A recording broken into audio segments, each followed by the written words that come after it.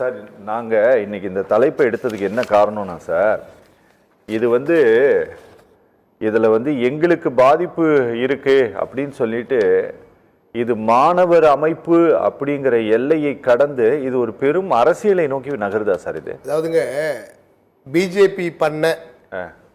BJP ஆட்சியில் இப்போ 2 முறை ஆட்சி கொண்டாங்க. அவங்க பண்ண உருப்படியான காரியம் எஜுகேஷனில் நீங்கள் 0.01ன்னு போட்டுட்டிங்கன்னா அது இந்த 1956 சட்டம் போட்டு அதை 2012 திருத்தம் பண்ணியிருக்கக்கூடிய இந்த 13ஆம் தேதி 13/1/2026 போட்ட இந்த கெசட் தான். Gazette notification. இந்த 10 வருஷ காலத்தில் உயர்கல்விக்கு அவங்க எதனா ஒரு புண்ணியம் பண்ணியிருக்காங்கன்னா அந்த இந்த 8 பக்கம்தான். அதுக்கு தடை வந்துருச்சு. அதாவதுங்க தமிழ்நாட்டையும் நீங்கள் வட மாநிலத்தையும் நீங்கள் ஒப்பிட்டு பார்த்தீங்கன்னா இன்னைக்கு போராட்டத்தை பார்த்தீங்கன்னா 50 ஆண்டு காலம் பின்னாடி இருக்கிறாங்க. ஓகே. மென்டலி. ஏன்னா தென் மாநிலங்கள் எல்லாம் அமைதியாக இருக்கு. காக்னேட்டிவ்லி நீங்கள் ஒரு தெலுங்கானாவிலையோ ஒரு ஆந்திராவிலையோ கர்நாடகாவிலையோ தமிழ்நாட்டிலையோ இந்த போராட்டம் நடக்கவே இல்லை. அங்கதான் நடக்குது. அதாவதுங்க பேசிக் காரணம் என்ன சொல்றாங்க, அவங்க எல்லா சேனல்களையும் பார்த்துக்கிட்டே தான் வரேன். என்ன சொல்றாங்கன்னா 11 செக்ஷன் இருக்குது, இல்லை 7வது செக்ஷன்ல பாயிண்ட் இருக்கு, அதுதான் அவங்க பிரச்சனை அப்படின்னா அவங்க சொல்றாங்க. The committee must have representation of other backward class. அடுத்தது டிசபிலிட்டி, SC/ST இவங்க தான் கமிட்டியில் இருக்கணும்னு போட்டாச்சு. இப்போ ஓசி என்னன்றாங்க, ஓசி எங்களையும் ஏன் சேர்க்கல, எல்லாருக்குமே சம வாய்ப்பு ஆர்டிகல் 14 அப்படி சொல்லி தான் இன்னைக்கு சுப்ரீம் கோர்ட்ல அவங்க ஆர்குமெண்ட் வச்சாங்க. ஓகே. இப்போ நான் என்ன சொல்ல வரேன், இப்போ நீங்க முதல்ல சொல்லும்போது சொன்னீங்க பிரச்சனையே உன்னால் தான் வருது, பிரச்சனையே உன்னால் தான் வருது, உங்க கையில கொடுத்து நாங்கள் எஃப்ஐஆர் போட சொல்லணுமா? பிரச்சனைக்கு உரிய நபர்கிட்டயே நீங்களே ஜட்ஜின்னு சொல்ல முடியுமா? யார் பிரச்சனைக்கு மூல காரணமாக இருந்தாரோ இத முடிவுக்கு கோர்ட் எப்படி வருது?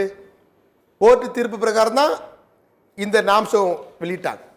300 பேர் உயர்கல்வி நிறுவனங்கள்ல IIT IIM உட்பட பல உயர்கல்வி நிறுவனங்கள்ல டெல்லி யூனிவர்சிட்டி உட்பட 300 பேர் தற்கொலை பண்ணி செத்தான். ஓகே. அது இனிமே சாகக்கூடாது, இனிமே அந்த டிஸ்கிரிமினேஷன் இருக்கக்கூடாது. இது மெயினா நீங்க ஜெண்டர் டிஸ்கிரிமினேஷன்லாம் கிடையாது. பிரச்சனைக்கு ஆணி வேறு நீங்க கேஸ்ட் டிஸ்கிரிமினேஷன் தான். ஓகே. கேஸ்ட் டிஸ்கிரிமினேஷனுக்கு இந்திய அரசியலமைப்பு சட்டம் எழுத்துப்பூர்வமாக புல் ஸ்டாப் வச்சிருச்சு.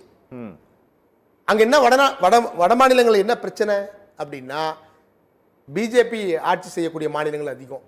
முதல்ல இந்திய கான்ஸ்டிடியூஷனை பிஜேபி அவங்களுடைய RSS ஏத்துக்கல. அவங்க ஒரு பிரச்சார இயக்கமாக இந்திய அரசியலமைப்பை அவங்க ஒரு பாடமாக அவங்க நடத்தல. ஒரு முற்போக்கு இயக்கங்கள் அங்க இல்ல.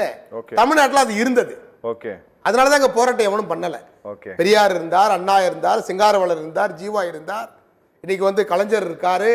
முற்போக்கு சக்திகள் தமிழகத்தில் இருந்து வாழ்ந்ததால் இதை ஒரு சமூக பிரச்சனையாக சீர்திருத்த இயக்கமாக கொண்டு போயிட்டு மக்களை அவங்க பன்முக கல்ச்சர் பண்ணாங்க. கல்ச்சர் அப்படின்னா என்ன? கொஞ்சம் கொஞ்சமாக கல்ச்சர் பண்ணுறது, மக்களை ஒரு மன ரீதியாக வளர்ப்பது, காக்னிட்டிவ் டெவலப்மெண்ட். அதை தென் மாநிலங்களில் குறிப்பாக தமிழ்நாட்டில் நீங்கள் பண்ணிட்டாங்க. அதனால் இதை எதிர்க்க மாட்டிருக்கான். அவங்க என்னன்றாங்க, இன்றைக்கி சந்தூர் கமிட்டி தமிழகத்தில் போடுகின்ற போது அவர் ஒரு ரிப்போர்ட் கொடுத்தார். இதே மாதிரி ஒரு ரிப்போர்ட் கொடுக்கும்போது இன்றைக்கி சுப்ரீம் கோர்ட்டு கொடுத்தது. அன்றைக்கி சந்தூர் கமிட்டி 2 வருஷத்துக்கு முன்னாடி கமிட்டி சொல்லும்போது தமிழகத்தில் எல்லோருமே வரவேற்றாங்க. ராஜா பிஜேபியினுடைய பொறுப்பாளர் மட்டும்தான் அது எதிர்த்தார். யாருமே எதிர்க்கல, எல்லாருமே ஆதரிச்சாங்க. கல்வியாளர்கள், ஆசிரியர் பெருமக்கள் எல்லாருமே அதை ஆதரிச்சாங்க.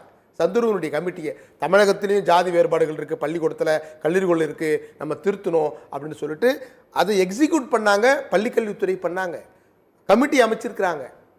அன்னையர் committee, SMC committee, school management committee அப்படின்னு சொல்லிட்டு தமிழகத்தில் கமிட்டி போட்டு ஜாதி வேறுபாடுகள் இருக்கக்கூடாது, யார் பின்தங்கி இருக்கானோ அவனுக்கு தலைவர் போஸ்டிங் கொடுங்க அப்படின்னு இன்னைக்கு ஜிஓ நம்பர் 46 தமிழக அரசுக்கு போட்டு நடைமுறைப்படுத்தியிருக்காங்க தமிழ்நாடு அரசு. அங்கே என்ன பிரச்சனை? நீங்கள் பள்ளிக்கூடத்திலே ஆகட்டும், கல்லூரிகளே ஆகட்டும், பல்கலைக்கழகங்களாகட்டும், டிஸ்கிரிமினேஷனை ஊட்டி வளர்க்குறான். அவனுடைய மைண்ட் செட்டை எப்படி இருக்கு? மைண்ட் செட்டு சனாதன தர்மமாகவே இருக்கு அவன் மைண்ட் செட்டு. ஆமாங்க, நாங்கள் உயர் ஜாதி தாங்க, நாங்கள் அப்படி தாங்க இருப்போம் அப்படின்னு அவன் சொல்ல வரான். அதற்காக தான் SC/ST ஆக்டை எதிர்த்தாங்க எல்லாருமே. சுப்ரீம் கோர்ட்டில் இன்னைக்கு கேஸ் நடந்துகிட்டு இருக்கு. SC/ST வன்முறை தடுப்பு சட்டத்தில் இன்னைக்கும் வந்து எதிர்ப்பு தெரிவித்துக் கொண்டிருக்கிறார்கள். இந்த ரூல்ஸுக்கே இவ்வளோ எதிர்ப்புன்னா SC/ST வன்கொடுமை தடுப்பு சட்டத்துக்கு எவ்வளோ எதிர்ப்பு இருக்கும்? சுப்ரீம் கோர்ட்டில் இன்றைக்கும் அதை திருத்துங்க, அதை மாற்றுங்க அப்படின்னு இன்றைக்கும் வந்து வழக்குகள் போயிட்டுருக்கு. அந்த அளவிற்கு ஒரு 50 ஆண்டு காலம் பிற்போக்குத்தனமாக பின்னாடி அந்த மாநிலம் இருக்குது. ஆனால் இங்கே என்ன பிரச்சனை, இது வட மாநிலத்தில் நடக்குதுன்னு சொல்லிட்டு நம்ம சும்மா இருக்க முடியாது. அங்கேருந்து படிச்சுட்டு தமிழகத்துக்கு ஒரு IAS அதிகாரி வராரு, அங்கேருந்து படிச்சுட்டு ஒரு IPS அதிகாரி வராரு. அந்த துறையினுடைய நிலைமை நினச்சி பாருங்கள், அவர் என்ன மைண்ட் செட்டில் வராரு. இந்திய அரசியலமைப்பினுடைய சட்டத்தை படித்து விட்டு அவர் அதிகாரியாக வருகின்ற போது நீங்கள் இந்த மைண்ட் செட்டில் இருந்தீங்கன்னா, எந்த மைண்ட் செட்டு? இந்திய அரசியலமைப்பு சொல்லக்கூடிய ஆர்டிகல் 15 ஈக்குவாலிட்டி எது சொல்லுது? ஆர்டிகல் 15 சமத்துவத்தை போதிக்கிறது. சட்டத்தின் முன் அனைவரும் சமம் என்று சொல்லுகிறது. ஆனால் அங்கே படிச்சுட்டு உயர்கல்வி படிச்சுட்டு ஒருத்தர் அதிகாரி வந்து உட்காந்துருக்கும் போது அந்த அரசியலமைப்புக்கு எதிராகவே அவர் உட்காந்துருக்கார். அவர் எப்படி மக்கள் நல திட்டங்களை செயல்படுத்துவார்? புரியுது. அங்கேருந்து தான் முக்கால்வாசி IAS அதிகாரி IPS அதிகாரி பாஸ் பண்ணிட்டு இங்கே வர்றாங்க. எல்லாருமே அங்கேருந்து தான் வர்றாங்க. பாதி பேருக்கு தமிழே தெரியல. வருகின்ற போது அவர்கள் எப்படி நீங்கள் ஆட்சி முறை நடத்துவார்கள்? ஒரு பப்ளிக் அட்மினிஸ்ட்ரேஷனை அவங்க எப்படி ஹேண்டில் பண்ணுவாங்க? ஏங்க நீங்கள் அரசியலில் உட்காந்துக்கிட்டு இன்னைக்கு ஜட்ஜி சொல்கிறாரு, ஆமாம் வாய்ப்பு இருக்குது, அதாவது இதில் தப்பு நடக்கிறதுக்கு வாய்ப்பு இருக்குது, இந்த ரூல்ஸை தவறாக நடத்துவதற்கு வாய்ப்பு இருக்கிறதுன்னு சொல்கிறாருங்க அவர். அதாவது நீங்கள் சம வாய்ப்பு கொடுங்க ஆர்டிகல் 14 பிரகாரம் அப்படின்னு சொல்லிட்டு நீங்கள் ஸ்டே கொடுத்து வச்சிருக்கிறாரு. பிப்ரவரி மாதம் 1.5 மாதத்துக்கு தான் ஸ்டே கொடுத்துருக்கிறார். முழுமையாக ஸ்டே கொடுக்க முடியாது அவரால். அவரே வந்து இந்திய அரசியலமைப்பை காப்பதற்காக தான் அவர் உட்காந்துருக்காரு. அவரே தடுமாறி இன்னத்துக்கு இவ்வளோ போராட்டம் பண்ணிட்டு கிடக்கிறான், ஒரு ஸ்டேவை கொடுத்து வைப்போம் அப்படின்னு கொடுக்குறாரு.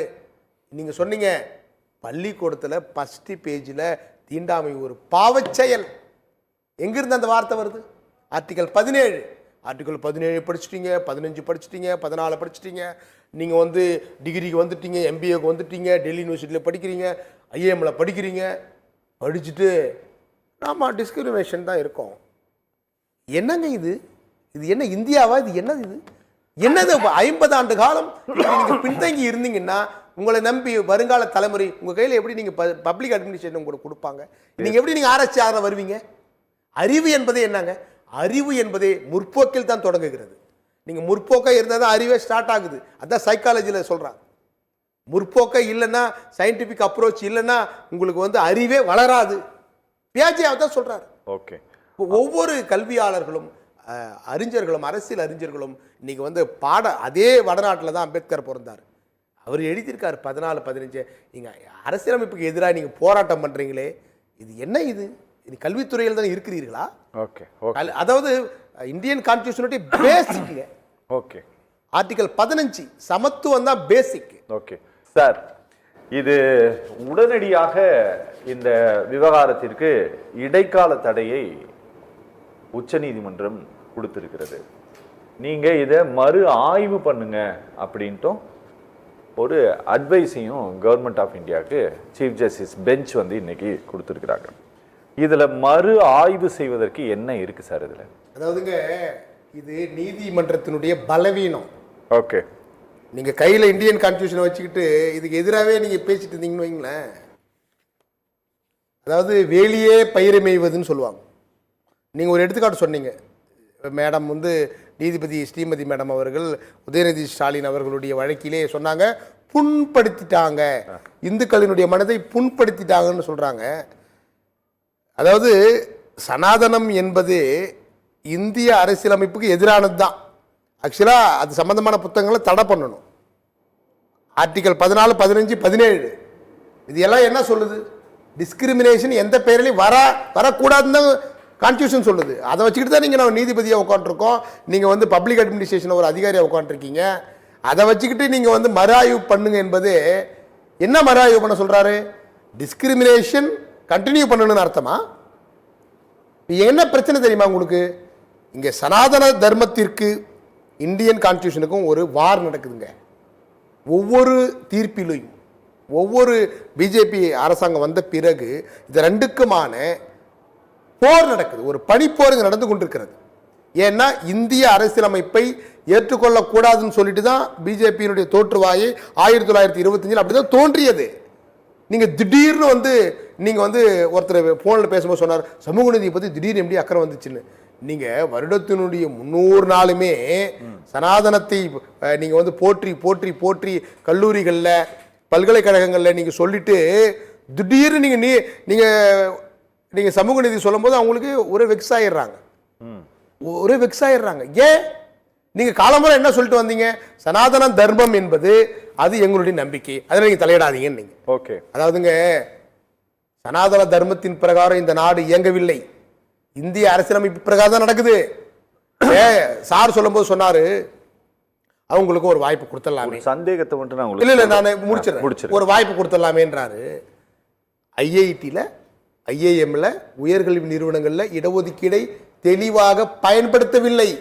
இடஒதுக்கீடு நீங்க கொடுங்கன்னு அன்னைக்கு ஈக்குவல் ரைட்ஸ் அன்னைக்கு கேட்டுக்கொண்டிருக்கிற போது அன்னைக்கு என்ன சொன்னாங்க? இதே ஓசி என்ன சொன்னாங்க தெரியுமா?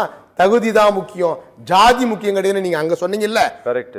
எத்தனை நீதிபதிகள் எஸ்சி இருக்கா, எத்தனை நீதிபதிகள் ஓபிசி இருக்கா, அந்த கணக்கு எடுங்க.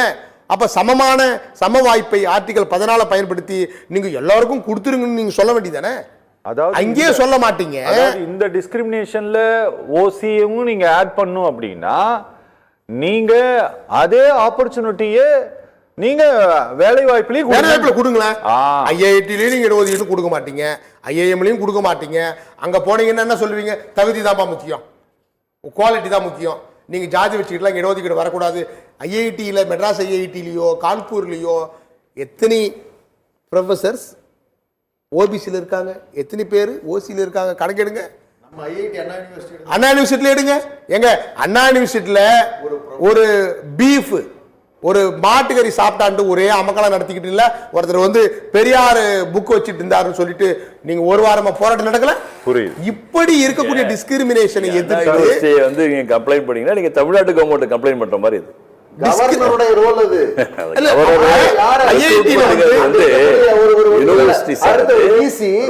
அது வந்து ஒரு கோட்டா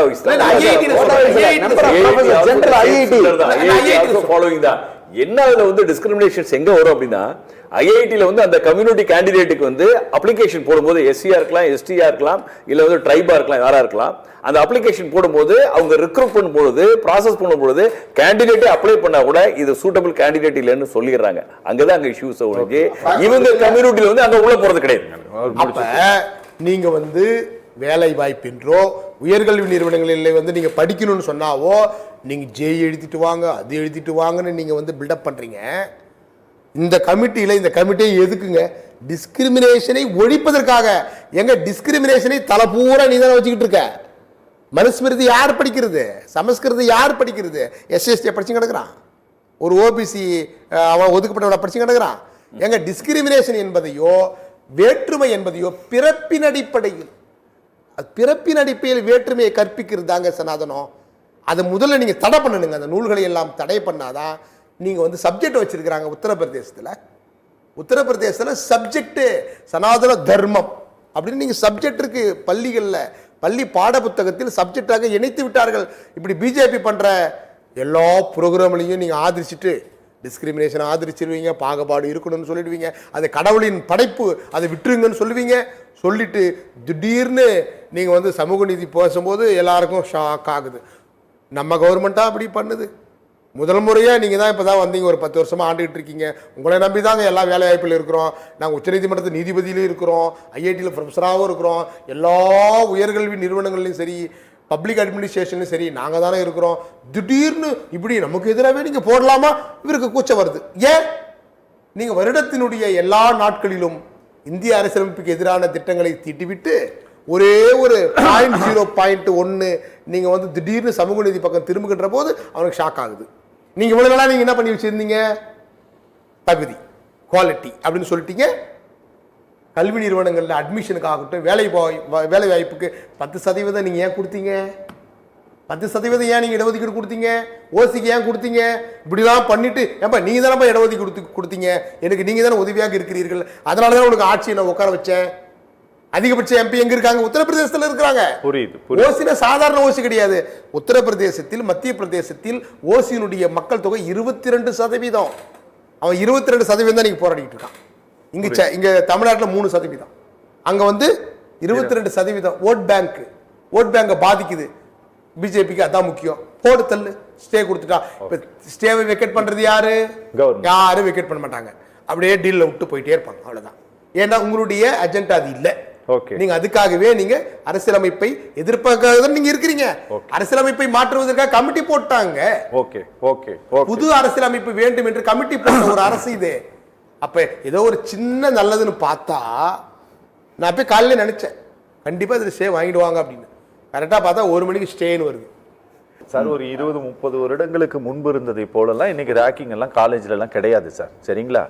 ஆனா ஆன்டி ரேக்கிங் கமிட்டிங்கிறத வெளிப்படையாக போட்டிருக்கிறாங்க. நீங்க யூஜிசி கொண்டு வந்ததனால் இந்த பிரச்சனை இவ்வளவு பெரிய அளவில் வட மாநிலங்களில் விஸ்வரூபம் எடுத்ததனால் சுப்ரீம் கோர்ட் உடனடியாக ஸ்டே கொடுத்ததுனால நான் கேட்கிறேன், இந்த ஈக்விட்டி கமிட்டி இருக்கு அப்படிங்கிறது சம்பந்தமா ஏதாவது கல்வி நிறுவனங்கள் பல்கலைக்கழகங்கள் ரொம்ப வெளிப்படையா அதை பகிரங்கப்படுத்துறாங்களா சார்? அதுங்க நானும் கல்லூரியில் வேலை செய்திருக்கிறேன், நானும் 3 வருஷம் ப்ரொஃபஸரா இருந்திருக்கிறேன். சரி. அப்படிலாம் ஒரு கமிட்டி எல்லாம் கிடையாது. கிடையாது. தேர்தல் வைப்பாங்க சார். எவருக்கு சார் தயவு செஞ்சு சொல்றேன் கேட்டுங்க, உண்மையை பேசணும். இல்ல சமத்துவ கமிட்டி எல்லாம் கிடையாது. கோடிக்கணக்கான லட்சக்கணக்கான பேர் பார்த்துட்டு உட்கார்ந்து இல்ல கமிட்டி இருக்கு, எஜுகேஷனலிஸ்ட் சமத்துவ கமிட்டி இல்ல. நீங்க உண்மை கமிட்டி சொல்றீங்க.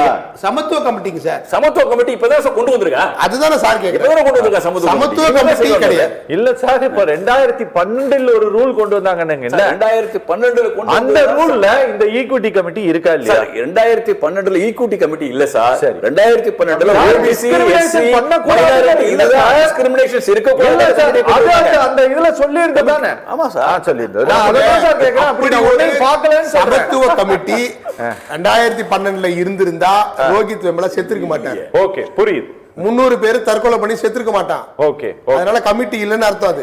300 பேர் இறந்துட்டாங்க, ஈக்வாலிட்டி கமிட்டி புதுசா போட்டிருக்காங்க. ஓகே.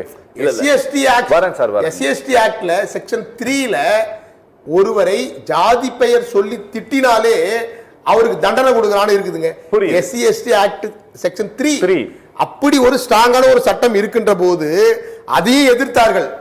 அதை எதிர்த்தவர்கள் இதை எதிர்க்காமையா விட்டு விடுவார்கள்.